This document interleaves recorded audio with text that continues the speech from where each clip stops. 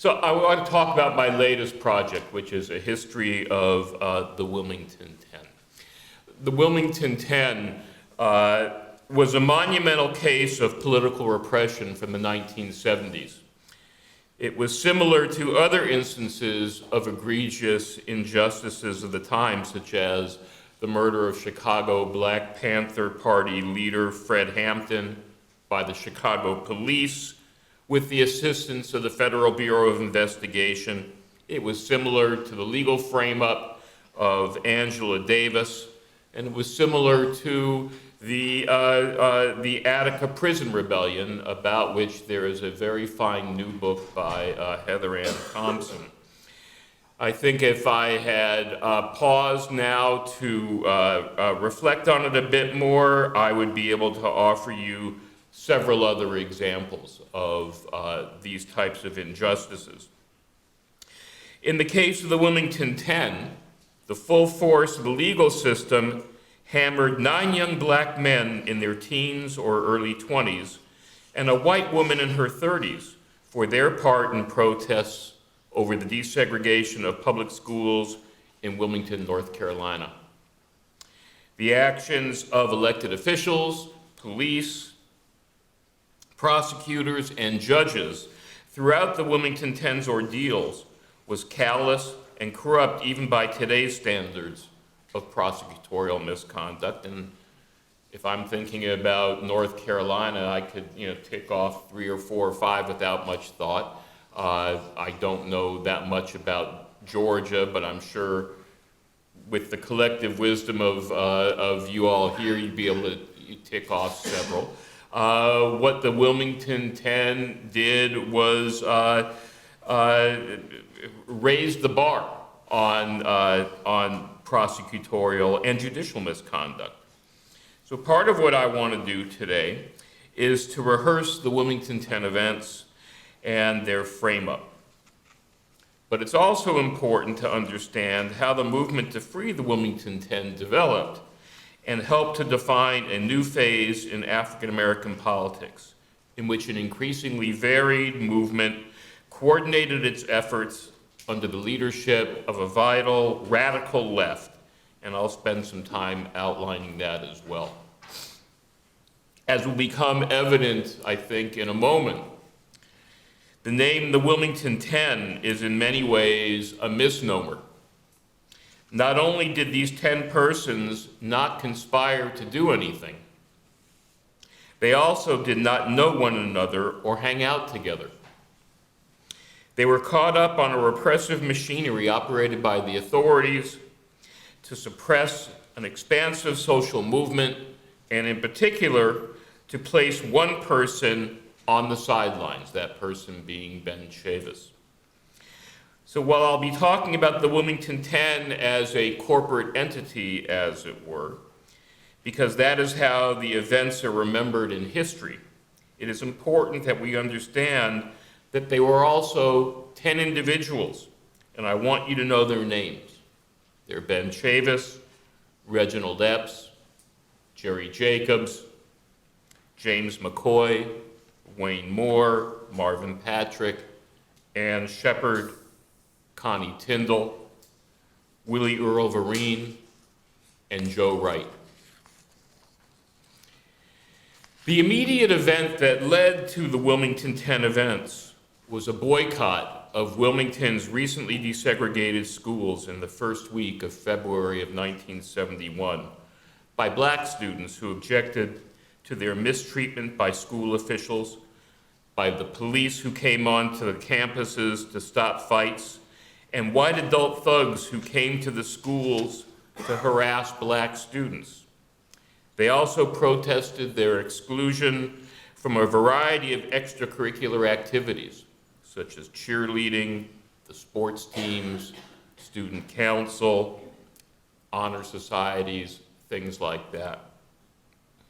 So for example, Connie Tindall was a star football player in New Hanover County. And everything I had heard about him was that he would have been a major recruit for colleges, and probably had a career in front of him as a player in the National Football League. But when he was when he left Williston High School, which was the segregated black school, and went to the formerly desegregated Hoggard High, despite his athletic abilities, he had no position. They would, the coach would not play him. And this happened with many other people, not only in sports, but the head of student council at Williston High School suddenly didn't have a spot to be president or join the student government, things like that. Students also found that they were ignored by their new teachers. So things did not look very good for them.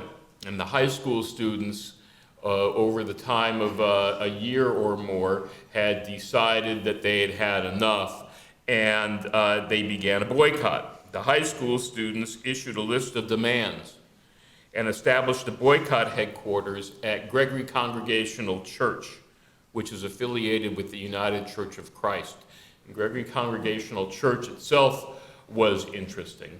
And the United Church of Christ is also interesting. The United Church of Christ came into being as a merger of several different Christian denominations, some predominantly white, at least one of them black. They came together, they found a common, a common religious credo. They had a common, more or less common profession of social justice. And Gregory Congregational Church had its history as a predominantly black church. It was not exclusively black, but it was, overwhelmingly black. But the minister was from Hickory, North Carolina. His name was Eugene Templeton, and he was white. And he had told me that when he got out of divinity school and went interviewing for, different pulpits, that, he would go to any number of churches that were predominantly white, and they would ask him, in February, what would you celebrate, Boy Scout Week or Race Relations Week? But then he got to Gregory Congregational Church, and he found the questions entirely different and entirely more relevant to him, both in his spiritual quests and in his religious sensibilities. And so they hired Eugene Templeton to be the minister of Gregory Congregational Church. There's a confluence of events here that make what would happen in Wilmington in 1971 really interesting and different. So the students, in any event, at the end of January and beginning of February, formulated these demands. They went everywhere in Wilmington to find a church that would sponsor them or support them. The only church that did was Gregory Congregational, the Baptist church, the Presbyterian churches. The rest of them said, no, we don't want to touch this. So the students started their boycott in the first week of February of 1971. A local paramilitary white supremacist organization called the Rights of White People, which had broken away from the Klan because it figured that the Klan was too moderate, heard about the boycott. They were not based in Wilmington. They were based across the river in New Brunswick County. And the social base of the Rights of White People was retired, and I guess some active duty, but mostly retired Marines from Camp Lejeune. And they heard about they heard eventually about the boycott, and they began to harass the boycotting students. including car caravans by Gregory that went through Gregory Congregational Church area and shooting at the church and shooting at the boycotters. In response to these drive-by shootings and these provocations, the students and their supporters appealed for protection, including a curfew, but neither the mayor nor the chief of police was willing to oblige. With no protection forthcoming, students and their supporters defended themselves and established a perimeter around the church and set up armed guards around the church as well. And when, I will say as well, when the shooting started and the students set up this perimeter, other people came to join them. There were soldiers from Fort Bragg, which was not far away. Many of them were from Wilmington, had family there, and they felt an obligation to come back and help with this self-defense as well. So there was really kind of quite a collection of defense. Also, in response to the attacks, unknown supporters of the boycott committed arson and other property damage against white-owned businesses and the nearby previously all-white New Hanover High School field house. And I had no idea what a field house was, but I later came to find out it's the gymnasium where the basketball games and such were held. So there were unknown people who committed arson during this time. It should be noted, however, that not all of the arson was in retaliation for the attacks by the rights of white people. At least one business, Lum's Restaurant, was burned down by its owner, who tried to collect the insurance and take advantage of the unrest in the area to do so. And there was a furniture store owned by the mayor's brother, Schwartz's, the next mayor's brother, Schwartz's furniture store, which burned down during this week of unrest. And interestingly, the store burned down, but all of the account books were removed the night before the fire, and customers were still billed on time and for their purchases on time. It looked a little bit suspicious. So there was arson. Some of it undoubtedly was in retaliation for the fights, for the unrest. Others of it was arson for profit. It was getting kind of hairy. One business that burned down, which plays a central role in the Wilmington Ten, was Mike's Grocery, which was a mom and pop grocery store owned by a Greek immigrant named Mike Poulos, and it was located a couple of blocks from Gregory Congregational Church. When Mike's was burning on the Saturday night at the end of the first week of February in 1971, police shot and killed an unarmed student protest leader named Steve Mitchell. The next morning, a white supremacist named Harvey Cumber drove through police lines and got out of his vehicle, and as he prepared to shoot at the church, he was shot and killed by somebody who was unknown and still remains unknown.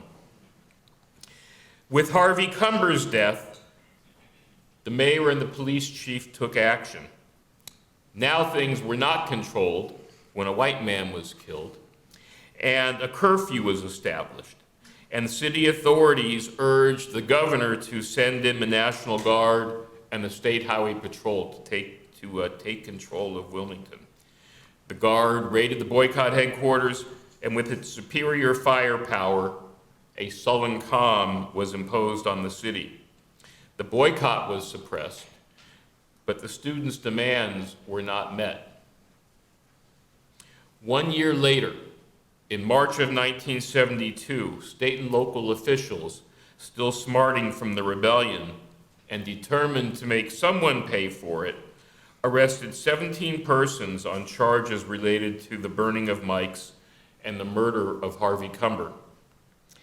10 of them were put on trial in September of 1972 for conspiracy, arson, and shooting at the firefighters and police who responded to the fire alarm. The prosecutor, Jay Stroud, based his case on perjured testimony that he himself had solicited and on an illegal process of jury selection in which he excluded practically all blacks in the jury pool based on their race and successfully packed the jury with whites who openly expressed racist views or plainly stated that they had made up their minds that at least some of the Wilmington Ten were guilty as charged. In this illegal process, the prosecution was ably assisted by the trial judge, Robert Martin, who also hamstrung the defendant's attorneys. After weeks of testimony, the jury took only hours to convict, and the judge sentenced the Wilmington Ten to a total of 282 years in prison.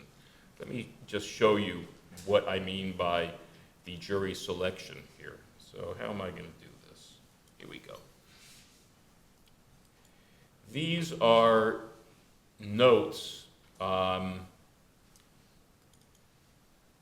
you read them? No, you can't read them. So how do I do this here? Plus button. See the number 32 at the top? There's a plus button next to it. Yeah. Okay, thank you.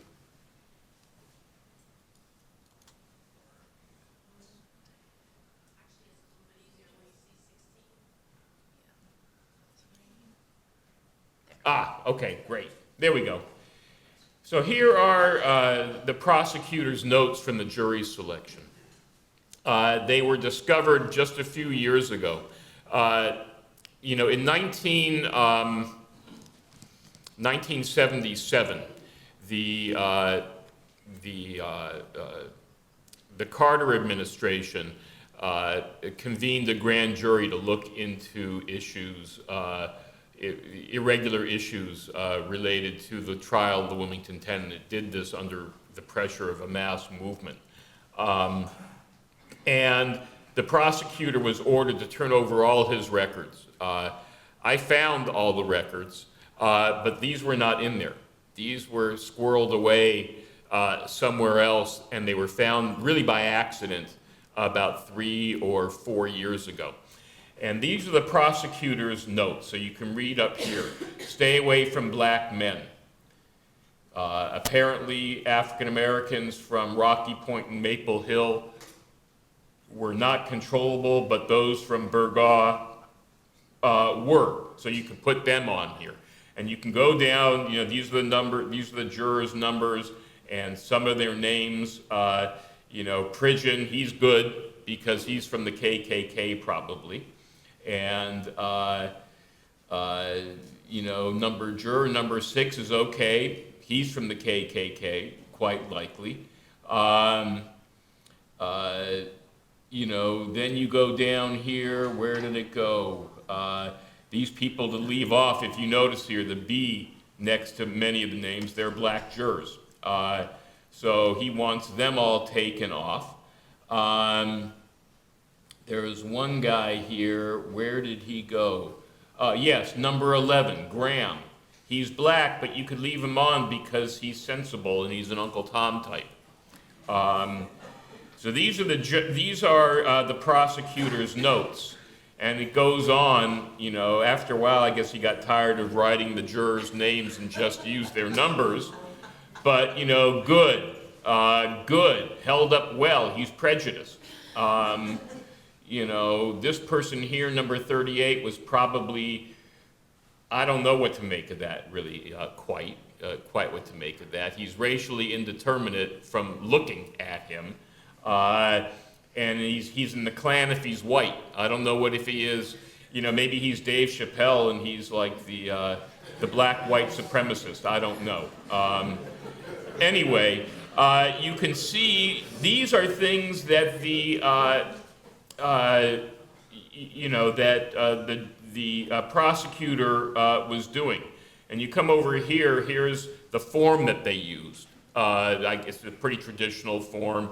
The jurors get in the box and they're questioned, and then both the defense and the prosecutors write down their notes, and it's a way for them to keep track. The thing that caught my attention about this was juror number 1.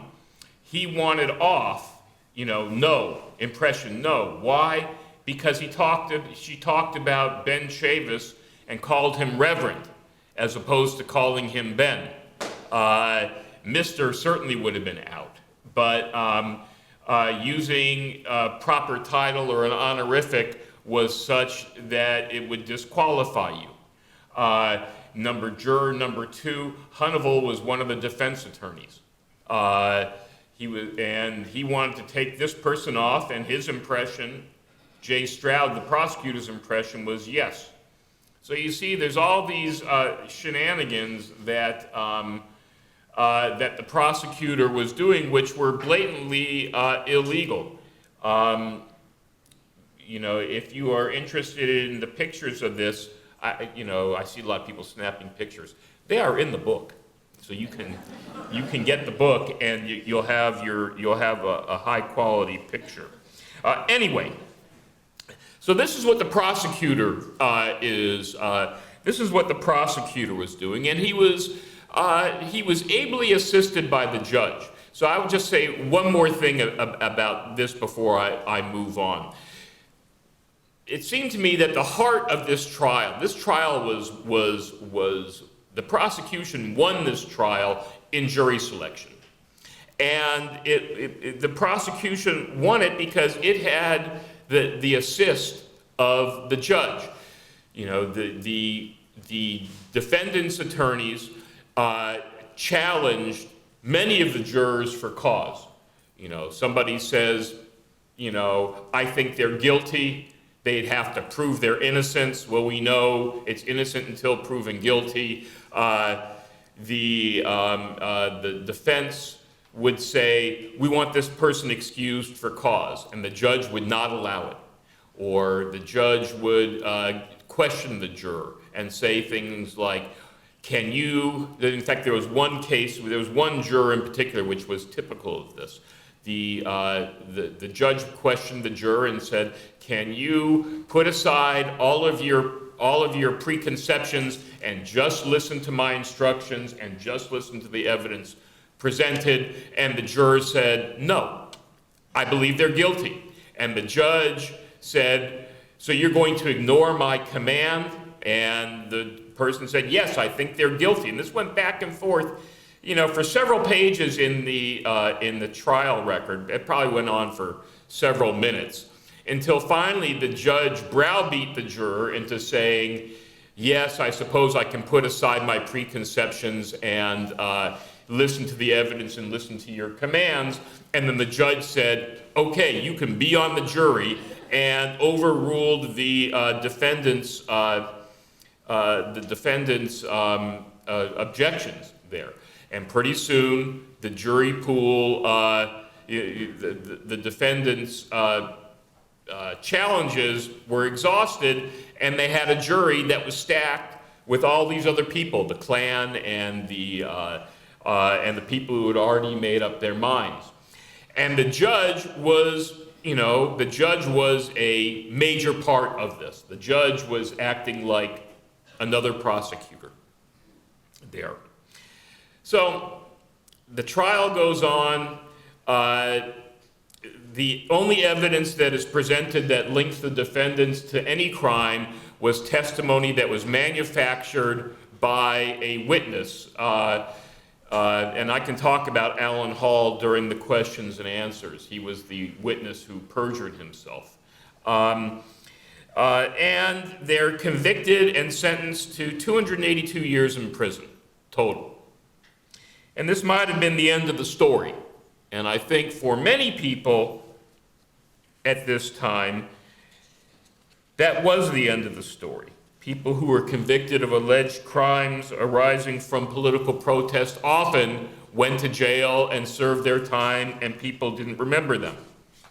But almost immediately, upon the Wilmington Ten's conviction, and I think really From the moment that they were arrested and put on trial, there was a vigorous, multi-level and multi-dimensional movement which emerged to free them. It was built statewide, at first principally through the network of the United Church of Christ congregations by that denomination's Commission for Racial Justice. It gained strength through the efforts of organizations like the Youth Organization for Black Unity, which was a radical black nationalist organization, and its newspaper, The African World, which had a nationwide circulation of probably about 60,000 people and was an outstanding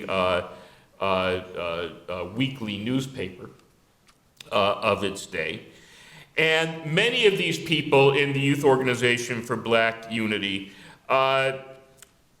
tended toward Marxism, and they would end up in the Communist Workers' Party, 5 of whose members were murdered in Greensboro in November of 1979.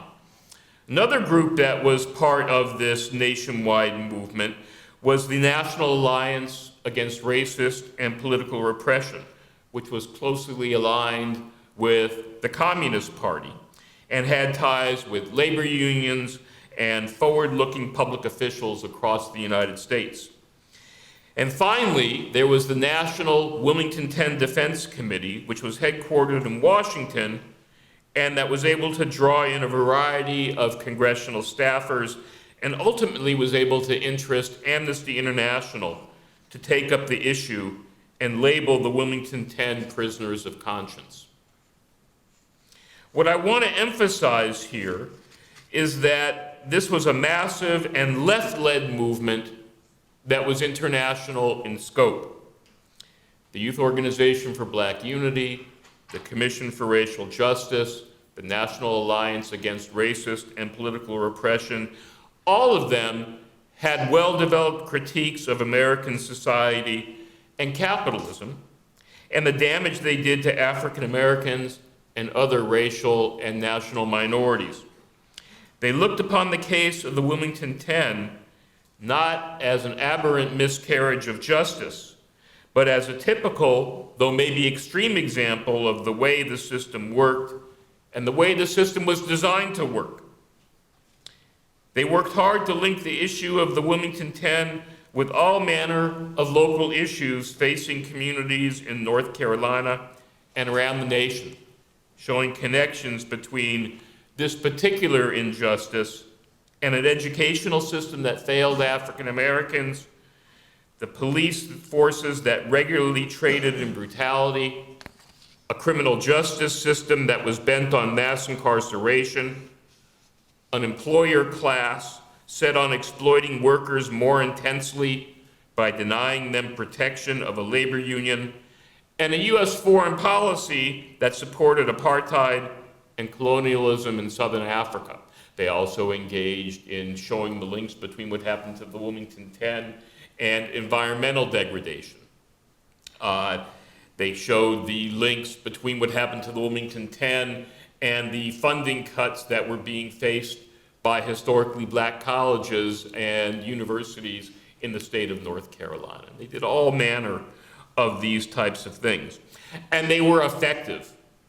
And they were effective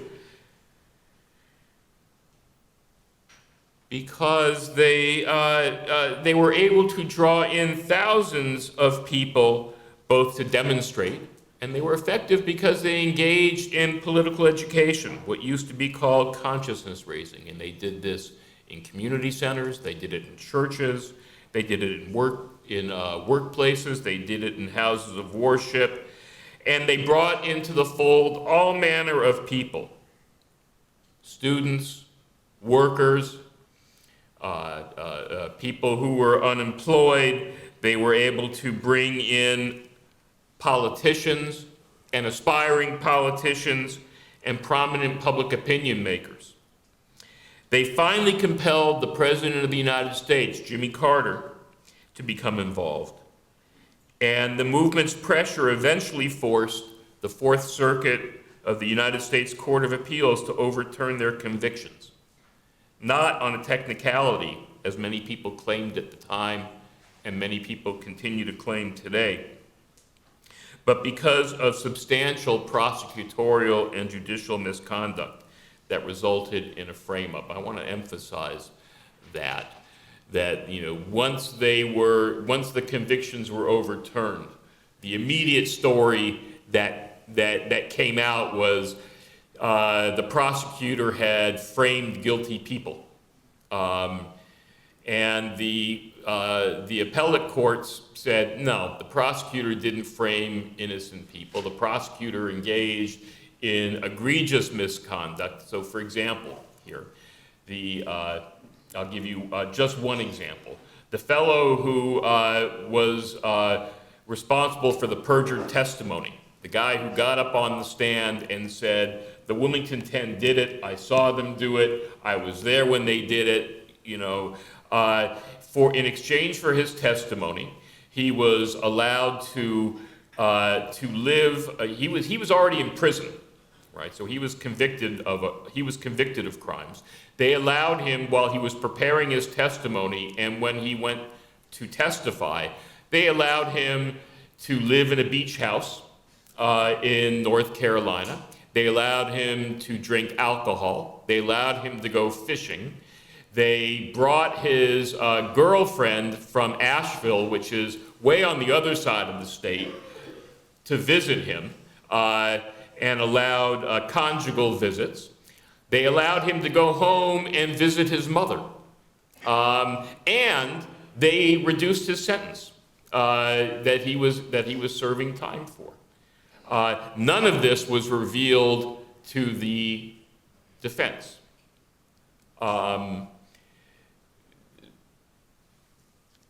So there is just one example, and none of it was revealed to the defense, and the judge who knew all this stuff refused to force the prosecution to disclose this. So these were things where that were not technicalities. These were things where the prosecution made stuff up and convicted them on trumped-up testimony. That is not a technicality. So this was a moment in history when the left in African American politics was strong enough to lead a united front. Insider politicians like Joy Johnson. Joy Johnson was a Baptist minister, and he was the second African American elected to the North Carolina legislature after Reconstruction, in the 20th century, in the 20th century. People like Joy Johnson and Mickey Mishaw, who is today still among the most influential African American politicians in the state. They flocked to the movement because they recognized that the movement had power. And they recognized not only that the movement had power, but that if they didn't go to it, that they would be swept aside and viewed as irrelevant. This new type of politics, this insurgent politics, this politics that took particular grievances and linked it to larger systemic issues, and linked it to the nature of the social and political and economic system, was ascendant in the 1970s. It kind of grew out of the 60s. It was ascendant in the 1970s, and I think it was ascendant until the early 80s, when, for a variety of reasons that we can talk about over the discussion, for a variety of reasons, it was suppressed. And it was replaced by a political class that was more in tune with the rules and regulations of the two-party system. So I think the Wilmington Ten was, a campaign that took place over, nearly a decade that showed some possibilities for an alternative type of politics, an alternative mode of political expression, whose moment was eclipsed, and without saying, oh, things were much better back then, because didn't Socrates say the same thing, in his time? Things were better, than they were a little bit later. without, going that far, I think there's probably some lessons there and some observations that would be suggestive for today. So I thank you for listening to me, and I'm happy to have some discussion and whatever you care to talk about. So thank you.